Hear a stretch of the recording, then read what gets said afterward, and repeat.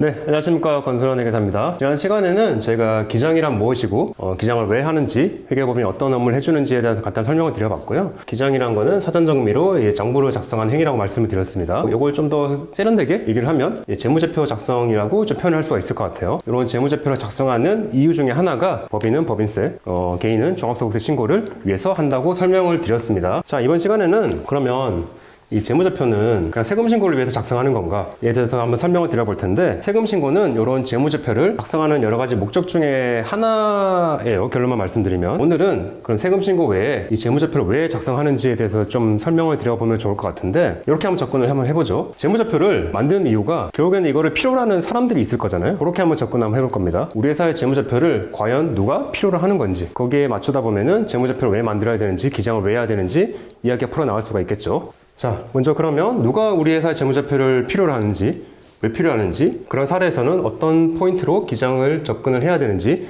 이렇게 간단히 한번 설명을 드려볼 거예요. 자, 첫 번째는 이제 국세청입니다. 지난 시간에 말씀드렸죠. 국세청은 우리 회사의 재무제표가 왜 필요할까요? 우리 회사가 얼마를 벌었고 얼마를 썼는지. 당연히 세금 때문에 그런 거죠. 그래서 요거는 이제 100% 세금 신고 납부를 위해서 우리 회사의 재무제표를 만들고, 만들어진 재무제표를 토대로 각종 세금을 신고 납부하는 겁니다.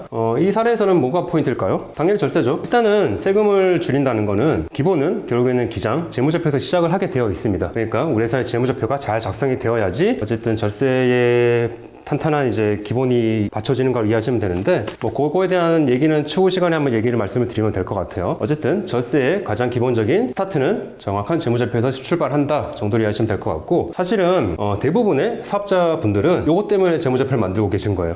그냥 세금 신고 납부하고 어쩔 수 없이 해야 되니까 이제 회계법인 세무사님들한테 기장을 맡기고 계시는데, 제가 설명드렸던 것처럼 대부분이라고 표현을 했습니다. 일단은 제 느낌상 개인 사업자분들은 거의 여기에 해당되실 거고요. 그리고 법인 사업자 중에서도 비율 제가 말씀드릴 수는 없겠지만 상당수 많은 비중은 법인 사업자 운영하시더라도 그냥 세금을 신고하고 납부하기 위해서 기장을 하고 계신 거로 이해하시면 뭐 무리는 없을 것 같습니다. 기장이 뭐예요? 말씀드리면 세금 신고예요. 이렇게 답변이 나온다고 말씀드렸잖아요. 자, 오늘 이제 그 외 이야기를 한번 해볼 텐데, 아까 제가 말씀드렸죠. 재무제표를 누가 필요로 하는지. 첫 번째는 국세청입니다. 아마 상당수가 여기에 포함될 거예요. 자, 두 번째는 이제 경영자인데요. 자, 경영자. 사실 뭐 개인 사업자는 크게 의미는 없을 것 같고요. 제 느낌에는 좀 그래도 규모가 좀 있는 법인 사업자 정도의 대표님들은 그래도 우리 회사의 재무제표, 얼마를 벌었고 얼마를 썼고 자산이 얼마가 있고 부채가 얼마가 있고 이 정도는 한번 체크를 한번 해보셔야지 그래도 회사를 운영하시는데 큰 방향을 잡을 수 있지 않나 정도로 생각을 하고요. 당연히 여기는 이제 의사결정입니다. 우리 회사의 뭐 매출은 얼마고 비용은 얼마고 비용 중에서 어떤 게 많이 나가고 어떤 게 적게 나가는지 그런 경영상의 의사결정을 위해서 이제 재무제표가 필요하고요. 여기에서 포인트는 이제 관리회계라고 제가 좀 이제 포인트를 잡아봤는데, 상당수의 이제 많은 경영자분들이 이런 식으로 외부에 기장을 맡기더라도 뭔가 자체적으로 장부란 걸 만들어요. 제가 말하는 장부는 복식북이라는 좀 어려운 회계 기준에 따라서 만든 장부고요. 제가 말씀드리는 이제 경영자분들이 만드는 장부라는 거는 그냥 이제 가계부 같은 겁니다. 그냥 현금 기준으로 우리 회사 매출, 비용 이런 거를 아마 대부분은 작성을 하고 계실 거예요. 관리회계라고 제가 표현을 드려봤는데, 저희가 이제 회사 자체적으로 의사결정을 하는데 도움을 받는 관리회계 장부가 회계법인이 정하는 재무제표와 맞는지 한번 보실 필요는 있어요. 이게 좀 뭔가 괴리가 좀 있을 수밖에 없는데 너무 차이가 많이 난다. 그러면 뭐가 잘못되어 있는 건지 살펴보실 필요는 있는 것 같습니다. 그리고 어쨌든 교과서적인 설명을 드리면, 회사 경영자도 재무제표를 통해서 의사결정을 하기 위해서 기장을 한다고 이해하시면 될 것 같고요. 자, 그 다음에 투자자죠. 우리 회사에 누군가가 투자를 했어요. 투자자는 어쨌든 우리 회사의 재무제표가 궁금할 수밖에 없죠. 어쨌든 내가 돈을 썼잖아요. 그러면 내가 투자한 회사가 이게 매출이 얼마 나오는지, 돈을 버는지 안 버는지 궁금하잖아요. 그러니까 내가 투자한 회사, 반대로 우리 회사는 투자를 받은 입장이죠. 그런 상황이라면 투자자가 우리 회사의 재무제표를 궁금하는 상황이 발생하는 거예요. 자, 이때는 제가 포인트를 정기결산으로 적어봤습니다. 이게 어떤 거냐면, 제가 지난 시간에 기장을 하는 게 이제 1년이 지나야지 결산이 되고 요걸로 세금 신고를 한다고 말씀을 드렸잖아요. 근데 이런 사례가 해당되면은 투자자들은 높은 확률로 분기마다 재무제표를 달라고 해요. 왜 그럴까요? 1년 동안 기다릴 수가 없는 거죠. 분기마다 어쨌든 자기들도 보고할 양식도 있는 거고, 그러니까 분기마다 가결산 재무제표를 요구합니다. 그러니까 이렇게 우리 회사가 투자를 받고 투자자를 대응을 해야 되면은 정기결산, 제 느낌상 이제 분기결산이 가장 많이 이루어지는 것 같은데, 이렇게 이제 정기결산이 필요한 경우가 많으니까 이런 스토리도 한번 이해해 주시면 좋을 것 같습니다. 자, 그리고 이제 잠재 투자자인데 요거는 투자를 받은 거고요. 요거는 아직 투자가 이루어지기 전이에요. 자, 잠재 투자자는 우리 회사의 재무제표가 왜 필요할까요? 당연히 이제 투자를 할지 말지 의사결정을 해야 되잖아요. 아주 극초기의 투자 유치 단계에서는 뭐 그렇게 필요하진 않는데, 조금 이제 볼륨이 있는 투자라든지 그런 게 이벤트가 발생하면은 잠재 투자자가 우리 회사의 재무제표를 당일에 요구를 하고요. 이때 발생하는 게 이제 실사예요. 재무실사. 우리 회사 재무제표를 제출했는데 이 재무제표를 가지고 잠재 투자자가 재무제표를 들여다보고 맞는지 틀린지 뭐 수정할 건 있는지 없는지 얘를 자세히 들여다보는 게 실사라고 이해하시면 될 것 같고요.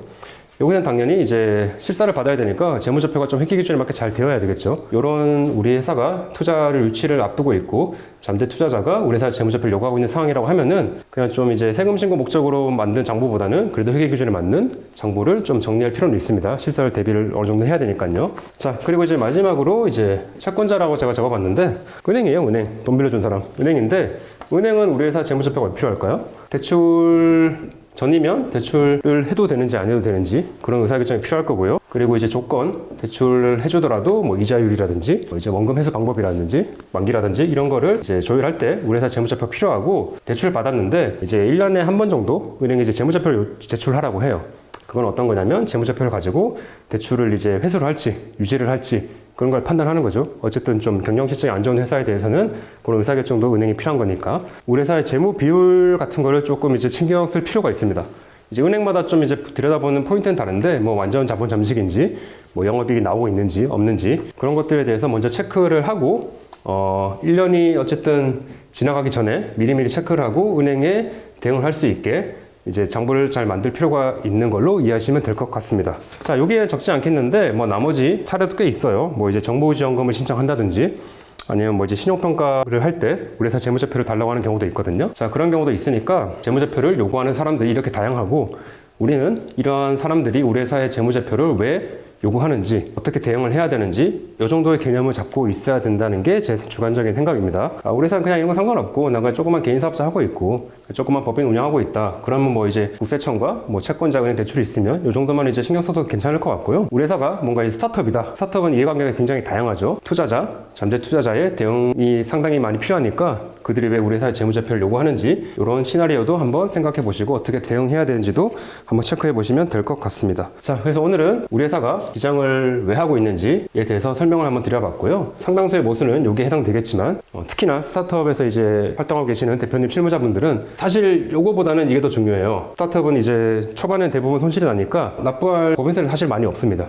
그래서 오히려 여기보다는 이 밑단이 더 중요하니까 그런 식으로 어디에 더 포인트를 잡아야 될지 체크해 주시면 좋을 것 같고요. 나머지 뭐 일반 개인 사업자건 법인 사업자건 어쨌든 이런 다양한 케이스가 우리 회사의 재무제표를 요구하고 있으니까 그럼 나는 기장을 어떻게 맡기고 어떻게 기장 업무를 해야 되는지 그 정도 개념 정도 잡고 가시면 좋을 것 같습니다. 자, 오늘 여기까지 설명드려봤고요. 관련된 칼럼은 제가 댓글로 더 남겨드릴 테니까 참고하셔가지고 이제 요거에 대한 내용을 한번 살펴보시면 좋을 것 같습니다. 감사합니다.